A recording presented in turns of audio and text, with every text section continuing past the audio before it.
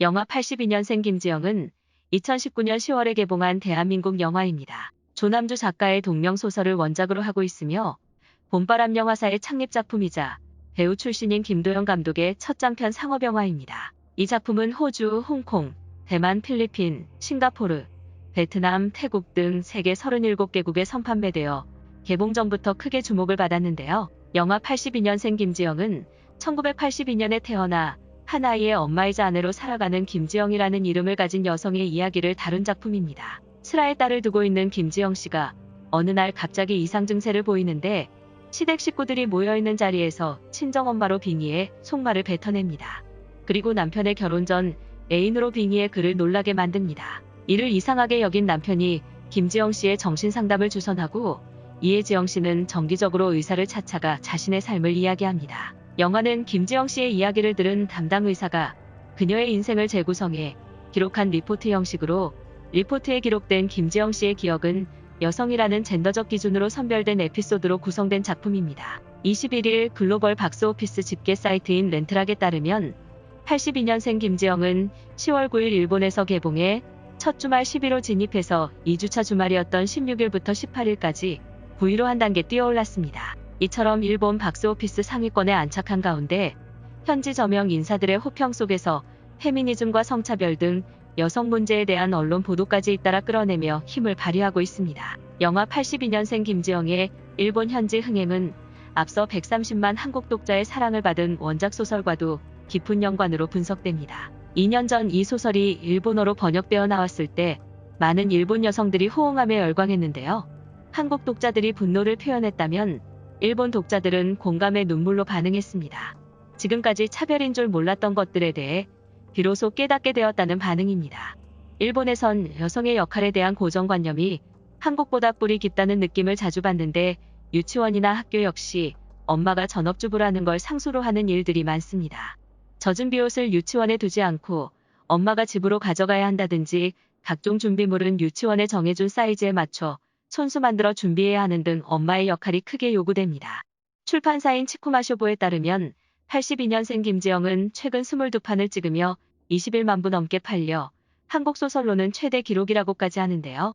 이는 평소 일본인들이 한국 소설 및 문화에 대해서 공감하지 못했다는 것에 반증하는 결과이며 일본인들이 이 소설에 대해 공감하는 바가 크다고 할 수 있습니다. 현재 한국과 일본은 외교적으로나 무역 등 최악의 상황이라 하지 않을 수 없습니다. 위안부 문제뿐 아니라 일본 강제징용 피해자들이 일본 기업을 상대로 낸 손해배상 청구 소송에서도 한국 대법원은 일제 강제징용 피해자들의 손을 들어주었습니다. 대법원 전원합의체는 고 여운택 씨 등 강제징용 피해자 4명이 신일본제철을 상대로 낸 손해배상 청구 소송에서 원고 측에 1억 원씩 배상하라는 원고 승소 판결을 내렸는데요. 일본은 이에 반발해 우리나라를 화이트리스트에서 제외하고 반도체 부품 수출 규제 등 한일 관계의 긴장이 격화되고 있는 상황 속에서도 우리는 소설뿐 아니라 영화까지도 일본 열도를 흔들어 놓고 있습니다. 일본 산케이 신문은 최근 영화 82년생 김지영이 개봉함에 따라 원작 또한 번역소설로는 이례적으로 팔리며 새삼 주목받고 있다고 보도했는데요. 1982년생 김지영이라는 흔한 이름의 평범한 여성과 그의 삶을 통해 한국 여성이 맞닥뜨린 차별과 어려움을 잘 표현했다고 전달했습니다. 조남주 작가는 주인공을 82년생 김지영으로 설정한 이유에 대해서 1980년대 한국은 경제적으로 크게 발전하고 제도적인 불평은 상당히 해소되었지만 남아 선호 사상은 끈질기게 남아있었죠. 태아가 여자라는 것을 확인하게 되면 임신 중절 수술을 하는 경우가 많았습니다. 저는 이전 세대 여성들의 고민과는 다른 국면에 서게 된 여성들의 이야기를 쓰고 싶었어요. 라고 말했습니다. 도쿄 게이자일보와 영화 전문 매체 등 많은 언론도 영화와 원작 소설에 대한 일반의 관심을 전하고 있는데요. 이 같은 분위기는 현지 영향력을 갖춘 저명인사들의 영화에 대한 호평으로도 이어지고 있습니다. 가수 미치다 세이코와 작가 야마우치 마리코, 사회학자 우에노 치즈코, 쇼와여대 반도 마리코 총장, 그리고 우가키 마사토 전 비스 아나운서 등 많은 이들이 이 영화를 보며 계속 눈물을 흘렸다. 김지영은 우리에게도 나측다며 많은 공감을 이어갔습니다. 번역자인 사이토 마리코 씨는 책의 내용에 공감했다는 목소리와 함께 미투 운동은 노동 현장에서 열심히 일하는 여성들에게 국한된 문제라고 생각했는데 내가 경험한 것도 사회의 문제라는 사실을 깨달았다는 독자들의 감상을 들었습니다. 자신과는 멀다고 생각했던 성차별의 문제를 가까이에서 보게 해주는 힘이 이 책에 있다고 생각합니다. 하고 전달했습니다. 여성 권리가 강한 나라인 중국에서도 한국뿐 아니라 중국에도 수많은 김지영이 있다. 각각의 여성이 모두 김지영이다. 이는 아시아 여성의 필독서라며 찬사를 이어갔습니다. 이는 2018년 페미니즘 논란 속에서 그룹 방탄소년단의 RM과 소녀시대 수영, 가수 겸 연기자 설현 등 한국 스타들도 원작 소설을 언급했는데요. 이에 악성 댓글과 1점 또는 10점을 주며 평점 전쟁이 일어나는 등 성대결이 발생하기도 했습니다. 하지만 문화도 언어도 다른 사람들이 각자의 방식으로 82년생 김지영에 공감하고 있다는 것은 분명한 사실입니다. 일본에서 한류는 주로 1030 젊은 세대, 특히 여성들 사이에서 강하게 불고 있는데요.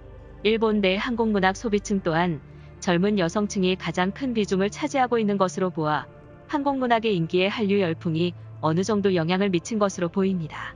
사실 K-팝 스타들이 가져온 화제성만으로는 베스트셀러에 오르기 쉽지 않습니다. 결국은 한국 작품을 읽은 독자들의 호평과 입소문이 중요한데요. 실제로 한국 문학을 읽은 일본 독자들은 작품의 내용 자체에 진심으로 공감하는 경우가 많았다고 합니다.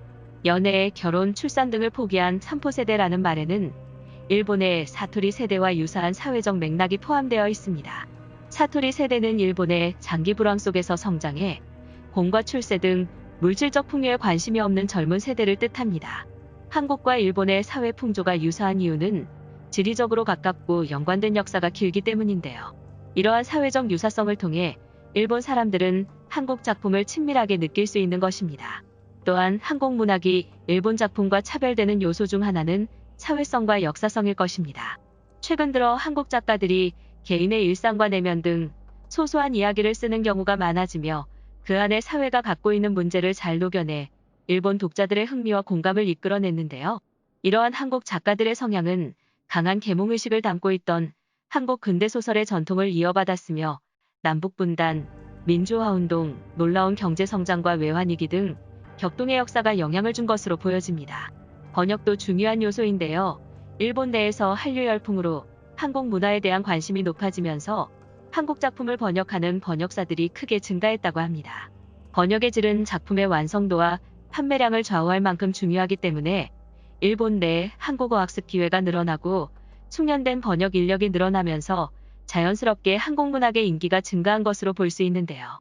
앞으로도 폐쇄적이라는 일본 출판 시장에서 당당하게 가치를 인정받은 한국 문학 작품, 좋은 작품들이 더 많이 알려지기를